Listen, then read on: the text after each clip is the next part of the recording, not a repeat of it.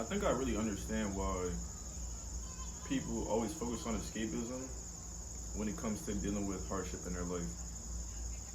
And the reason behind that is escapism is basically the concept of distracting yourself so that you don't have to deal with whatever it is you're facing. Now that could be some physical shit you're facing, whether it's debt, relationship is ending and it's really fucking with you, your family is having problems, you can't deal with that.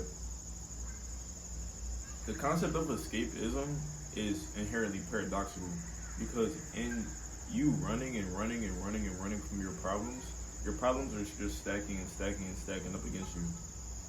So you're really doing much more harm to yourself and compounding on what you're already in, the hole you're already in, rather than working to fix that. And having, a few days, a few months, a few years of relief even feels good until you have to face what you've been compounding upon yourself for all this time. And once it comes to that point, it becomes a constant indictment on yourself because you run back and forth between running from your problems or dealing with them and feeling shameful about it. But you really don't have to feel shameful about it, bro. I feel like we all put ourselves in situations that we don't necessarily need to be in and that don't necessarily make sense for us. But we still find a way through that anyway.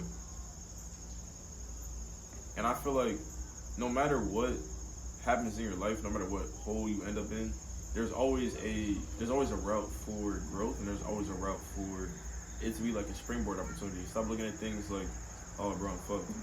You're not. Just take that energy that you're feeling, that despair, that shame, that hurt, that regret, and alchemize that into whatever it is that you need in that moment, or whatever it is that you want to live in going forward. You need to approach things as, I'm going to turn this into the opposite. I'm going to turn hate into love.